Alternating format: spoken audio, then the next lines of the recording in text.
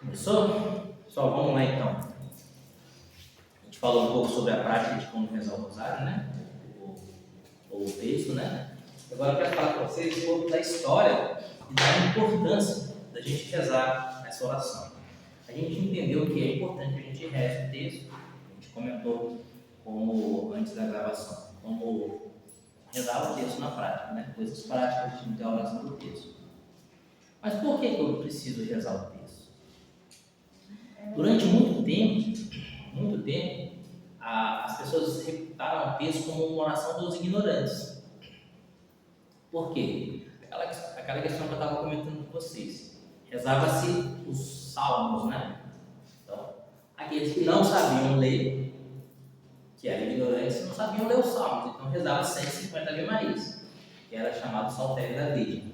Então, muitas pessoas olhavam para as pessoas que rezavam o Saltério da Virgem e falavam: você é ignorante, né? Eu sou mais culto, não vou rezar o rosário, texto.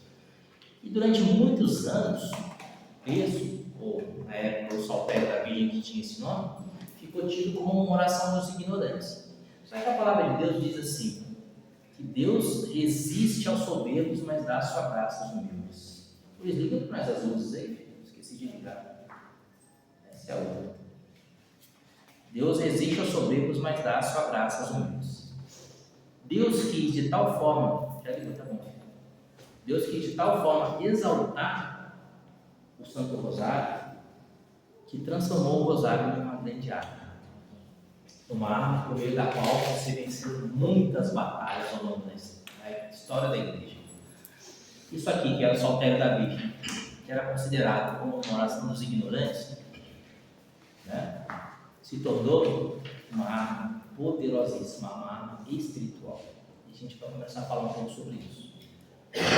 Existe um santo da igreja chamado São Domingos de Gusmão. Essa aqui é a biografia dele, se alguém quiser depois, São Domingos de Gusmão, isso aqui é da Biblioteca Católica. São Domingos de Gusmão é fundador de uma ordem, a ordem dos frades pregadores ou os dominicanos. Ordem da qual tem, faz parte dessa ordem, São Tomás de Aquino, o maior teólogo da história da igreja. Olha como é que Deus é interessante, né?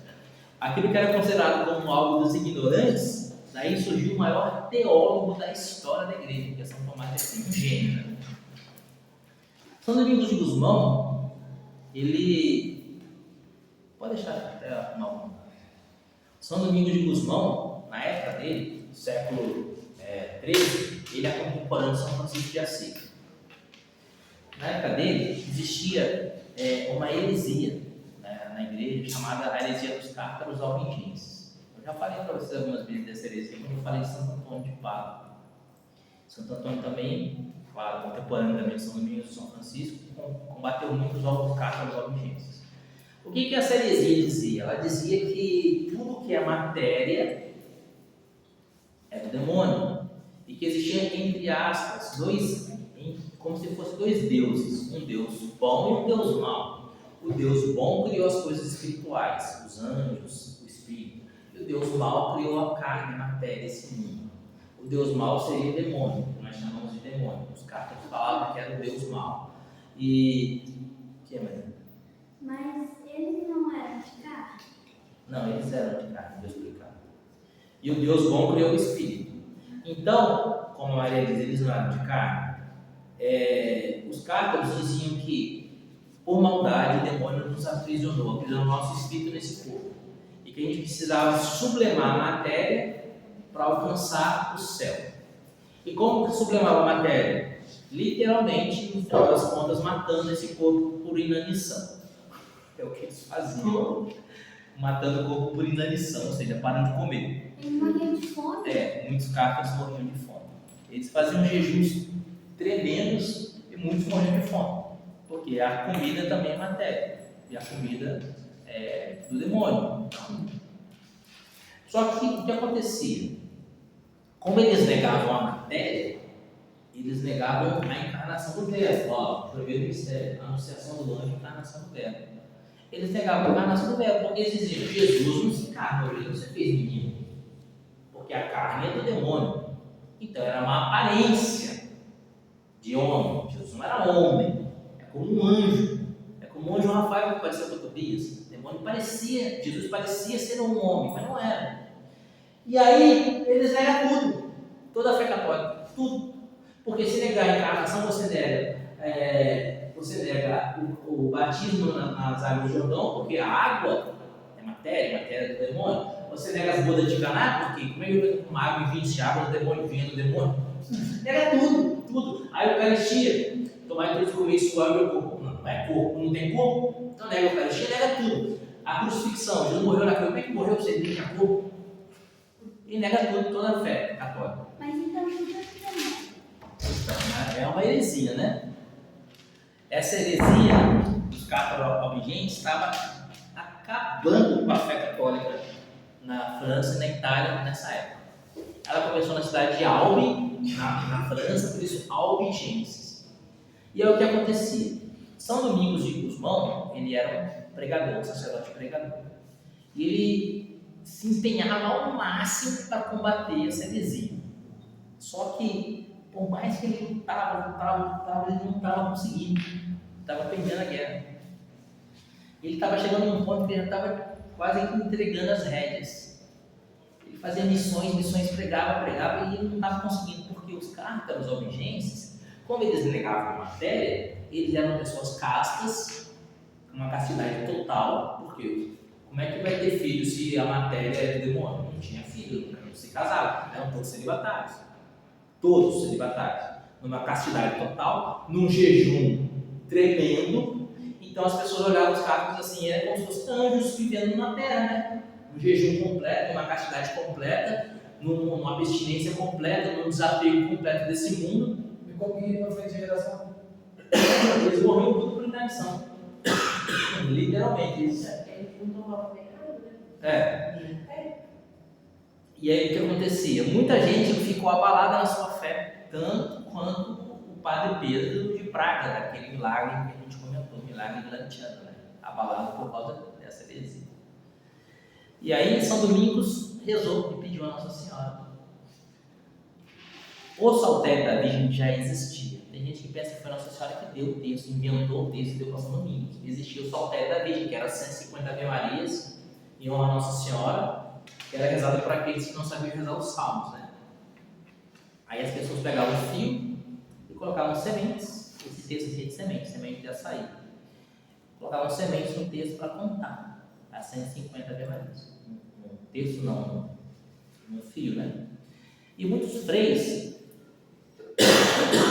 enrolavam esse saltério da Virgem na perna.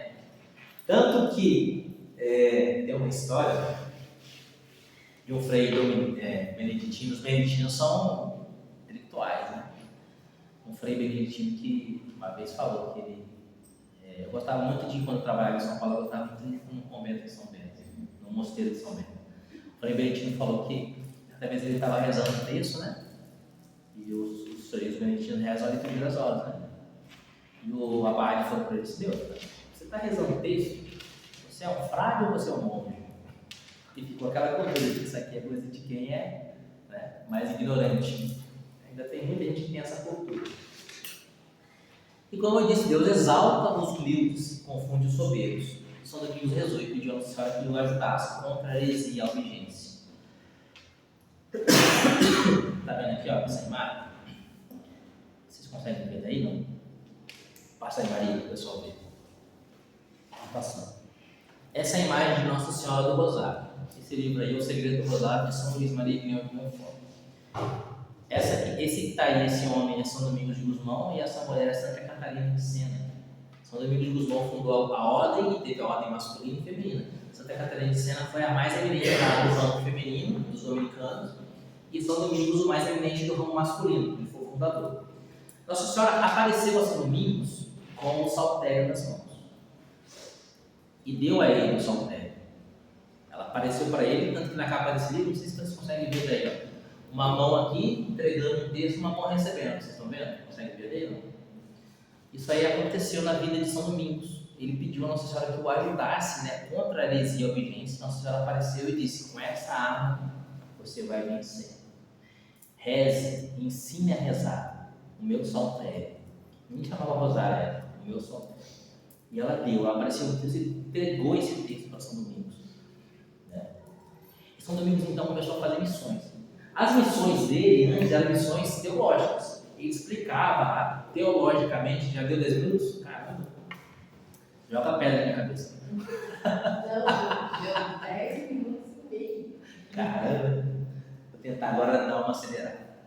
Ele explicava teologicamente por que a heresia cártara era errada, etc. Que ela negava fé. E teologicamente o povo não tocava. E aí ele começou a fazer missões falando: pessoal, vamos rezar o saltério da Bíblia. Senta aí, pessoal. Pai nosso que está no céu, Ave Maria, cheia de graça. E o pessoal começou a se converter. O pessoal começou a se converter. Conforme ele ia rezando o rosário e ensinando o pessoal a rezar o texto, o pessoal começou a se converter. E essa oração começou a se alastrar ao longo da história da igreja, né? E essa oração, a oração dos cártaros albinenses, a oração do saltério de Nossa Senhora, venceu a heresia cártara e destruiu a heresia cártara. Essa oração e as pregações de Santo Antônio de Pádua, que é chamado o martelo dos hereges. Então não tem mais essa heresia hoje? Acabou. Ninguém mais morre de fome? Tem gente que morre de fome, mas Não. não por causa dessa heresia aí. Quando ele era criança, aqui no livro, no capítulo 2, diz que a mãe dele teve uma visão espiritual. A mãe de São Domingos. E diz assim: um fenômeno curioso precedeu o nascimento de São Domingos, antes dele nascer, né? Sua mãe, antes dela engravidar, viu em sonhos um fruto de suas entranhas, ou seja, um filho seu, sob a figura de um cachorro, segurando na boca um facho aceso, um cachorro segurando uma tocha. E ela sabia que aquele cachorrinho segurando aquela tocha era o filho dela. Por que o cachorro? O que é o cachorro?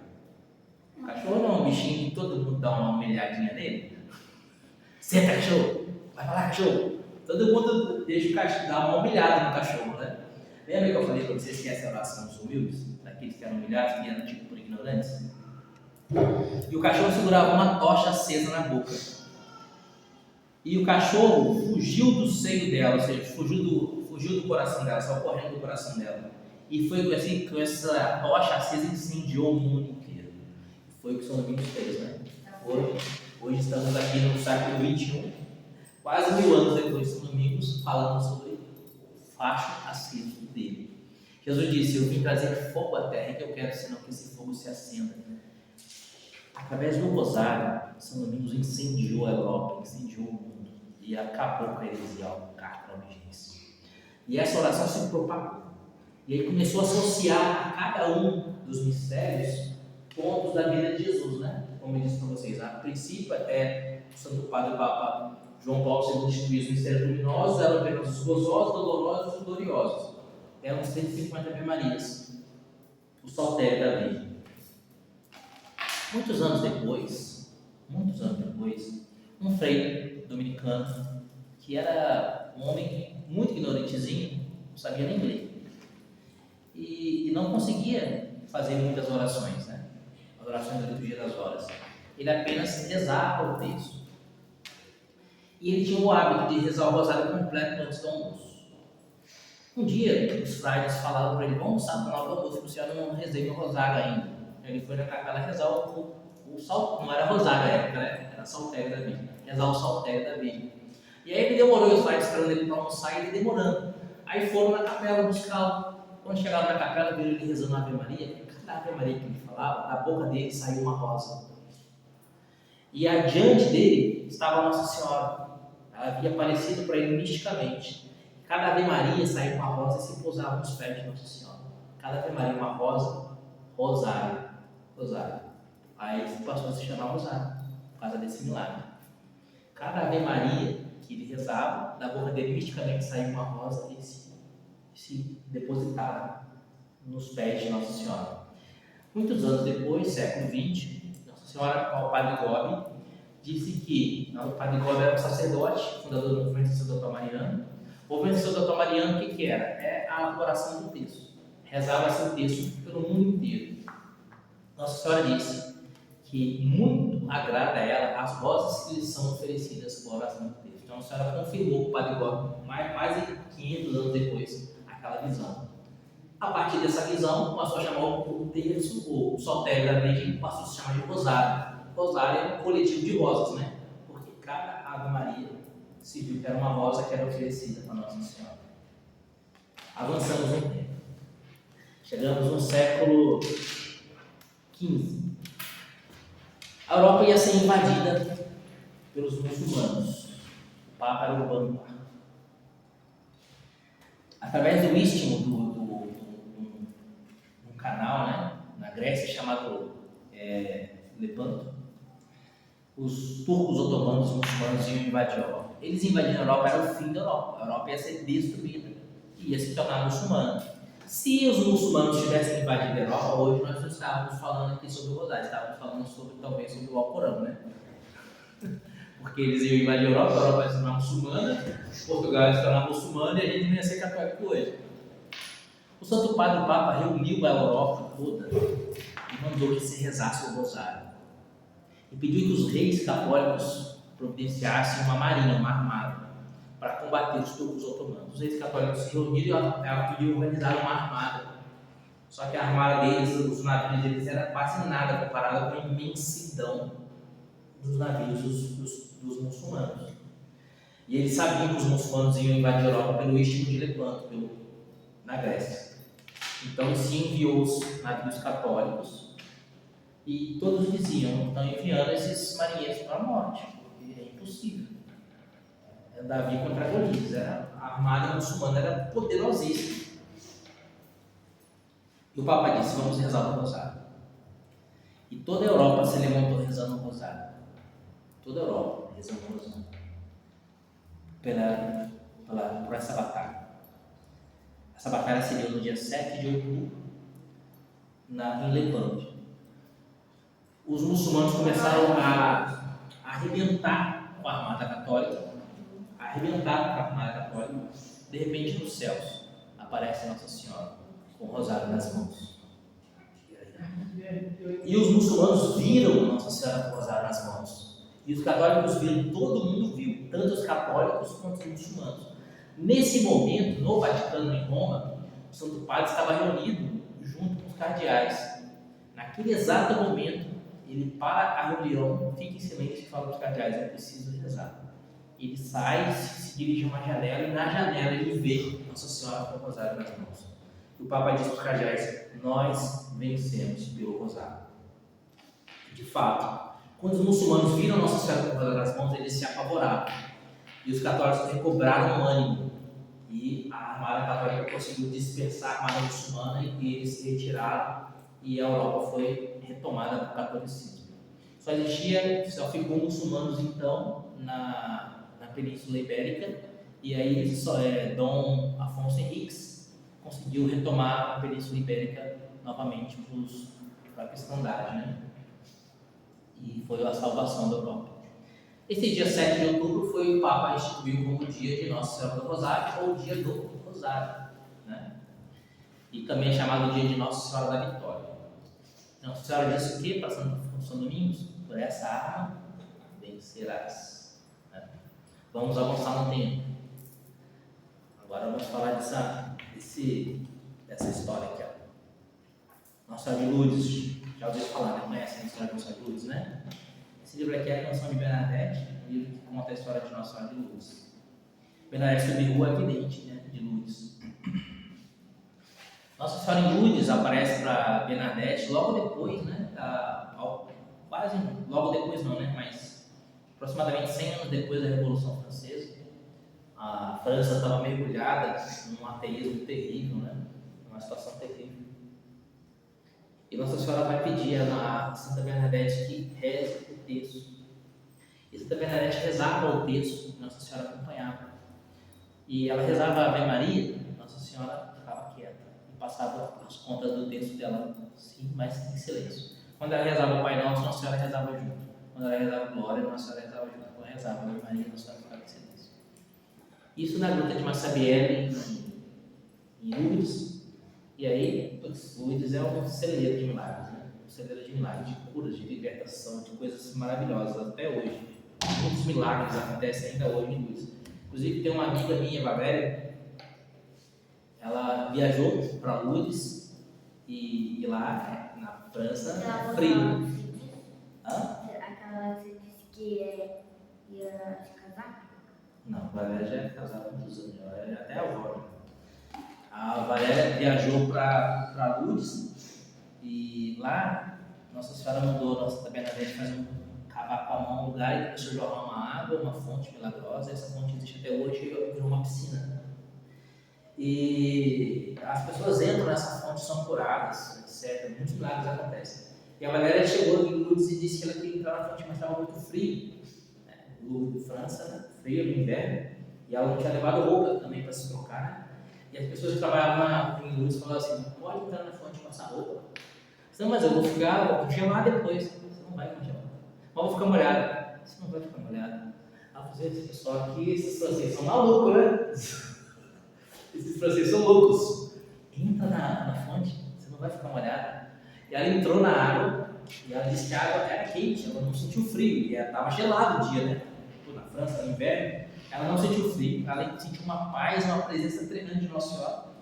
E quando ela saiu da água, ela não se percebeu, mas quando ela olhou, ela estava seca, a roupa dela não se molhou de fato. E diz que é muito comum isso em Lourdes, as pessoas entram na água da fonte, saem, não estão molhadas. É um milagre que acontece, que se renova em Lourdes, é uma coisa tremenda. Mas enfim, Nossa Senhora em Lourdes se apresenta com a Imaculada Conceição e diz: reze o terço todos os dias. A igreja passava por um momento terrível, terrível. Nossa Senhora diz: reze o terço todos os dias. Depois ela vai aparecer em Fátima, em 1917, para a irmã Lúcia, para o Francisco e para a Jacinta, os 3 pastorinhos. E ela aparece com um rosário nas mãos e ela diz que ela é a Nossa Senhora do Rosário.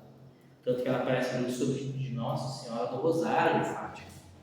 Em Fátima, quer dizer, né? E ela diz em Fátima: reze o terço todos os dias. E a irmã Lúcia disse, que Nossa Senhora disse para ela que naquela época estava vendo a Primeira Guerra Mundial, né? Que era algo terrível, né? Que estava acontecendo na Primeira Guerra Mundial. E Nossa Senhora disse: se vocês querem acabar com essa guerra, reze o terço. Se vocês rezarem o terço, vai acabar a guerra. Se vocês não rezarem o terço, virá uma guerra pior do que essa. De fato, o pessoal não ouviu a mensagem de Fátima, não rezaram o rosário. Não aconteceu como aconteceu no Inglepanto, a Europa rezar o rosário. Não rezaram e veio a Segunda Guerra Mundial, foi pior do que a Primeira Guerra Mundial. Nossa Senhora apareceu em Medjugorje, em Garabandal, em Akita, no Japão, sempre pedindo: reze o terço todos os dias. E ainda hoje, Nossa Senhora aparece em Medjugorje, as videntes. E ela pede: reze, é urgente, reze o terço todos os dias. Quando Nossa Senhora pede que nós rezemos o terço, a gente tem que entender o contexto dessa situação. Quando que Nossa Senhora recomendou a oração do terço? Quando São Domingos estava vendo a igreja ser destruída pelos albigenses. Ela disse: por essa água vencerás. São Domingos rezou o terço e venceu a heresia albigense. Quando a igreja ia ser dominada pelos muçulmanos, por meio dessa arma, ela deu a vitória no dia 7 de outubro.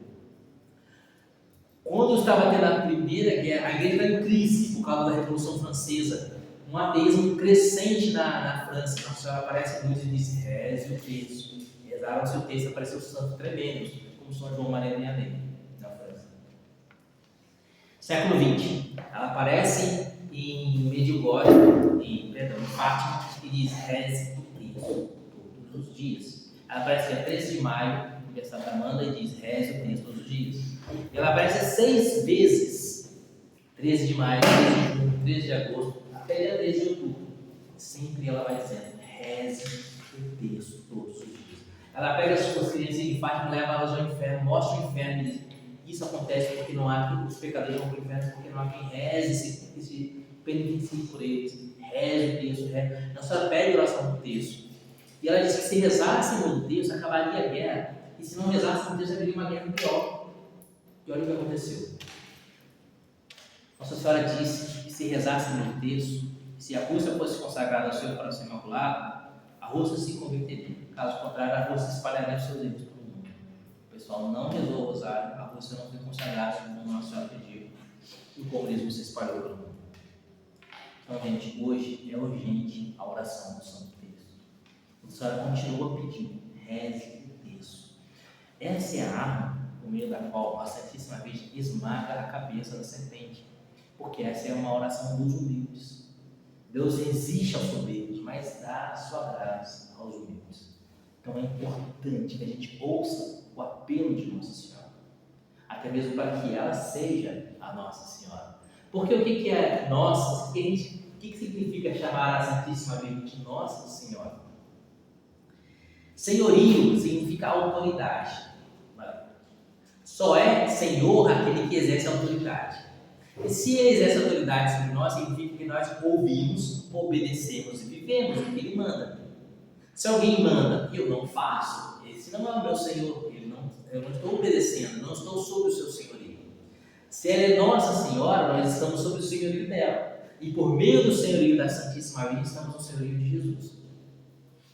Para que sejamos sob o senhorio de Nossa Senhora, é preciso que nós a obedeçamos. E o que ela diz? Reze o terço todos os dias. A irmã Lúcia, ela diz assim: não existe problema de ordem material, espiritual, natural, sobrenatural, nacional ou internacional que não possa ser solucionado pela oração do terço. O Santo Padre, o Papa João Paulo II, dizia assim: o rosário é a minha oração predileta. Eu exorto, ou seja, eu ordeno, eu mando a todos que o rezem. O Santo Padre, o Papa João Paulo II, dizia que todos os problemas dele, as angústias dele, ele confiava tudo a Nossa Senhora por meio dessa oração. A gente tem falado nas últimas semanas de São Maximiliano Kolbe, né? Para terminar essa catequese, quero deixar o exemplo de São Maximiliano Kolbe. Ele estava preso já na Segunda Guerra, né, pelos nazistas, e na cadeia, na cela, com diversos outros presos, o militar nazista passou e viu na cintura dele o rosário. Aquilo deixou o cara enfurecido. O cara entrou, espancou ele e disse: você acredita nisso? E São Maximiliano disse: eu acredito. E aí ele espancou de novo e falou: você acredita nisso? Eu disse: eu acredito. E o cara espancou ele de novo e disse: você acredita nisso? Ele disse: eu acredito. E o cara desistiu e foi embora. E aí os outros pessoas que estavam presos por ele na cela ficaram espantados, né? Como que, sendo agredido, sendo literalmente torturado, ele mantinha a paz e a serenidade, né? E aí ele disse assim: tudo na minha vida é para a Virgem. Ele apontou isso: tudo na minha vida é para a Virgem. Ou seja, por meio da oração do terço, ele venceu o cárcere. Por meio da oração do Santo Rosário, ele venceu o campo de concentração de Auschwitz. Por meio da oração do Santo Rosário, ele venceu a Gestapo. Por meio da oração do Rosário, ele venceu a SS. Por meio da oração do Rosário, ele venceu o bunker, no qual ele ficou preso lá, onde todos morreram de fome, menos ele. Então, vamos ouvir o apelo de Nossa Senhora, né? Vamos rezar, vamos ouvir o que Nossa Senhora diz, para que ela de fato seja Nossa Senhora, né? Que rezemos o texto todos os dias. Vamos dar 20 minutos, 20, 25 minutos no máximo. O texto do Padre Paulo no YouTube dá 23 minutos, mas é uma oração poderosíssima, por meio da qual a igreja sempre venceu, por meio da qual a igreja vai permanecer vencida. São Pio de Pietrelcina sempre se referia ao rosário como a arma dele. E o Padre Pio rezava diversos rosários completos durante o dia. Ele chegava a rezar 20 textos por dia. Ele passava o dia inteiro rezando o rosário.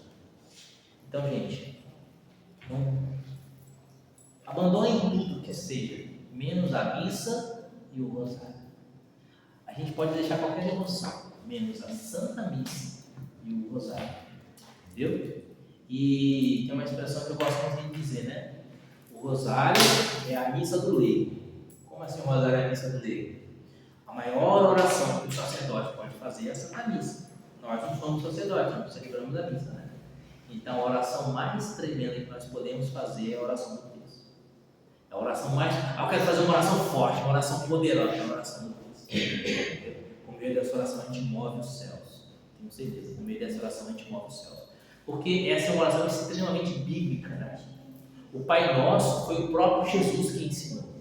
A Ave Maria está lá no livro de Lucas. O anjo chega para Nossa Senhora em Lucas 1:26 e diz: Ave Maria, cheia de graça, o Senhor é contigo. Depois Nossa Senhora vai visitar Isabel, Lucas 1:38. Isabel diz: bendita és tu entre as mulheres, bendito é o fruto do teu ventre. Ou seja, é a oração da Ave Maria. Uma oração extremamente bíblica, e a gente vai meditar o que? Os mistérios da vida de Jesus. Então, o demônio não resiste. O demônio não resiste ao poder desta oração. Amém? Então, vamos estar sob o senhorio de Nossa Senhora. Vamos rezar o texto dos dias. Amém? A Maria concebida sem pecado, rogai por nós, que recorremos a vós.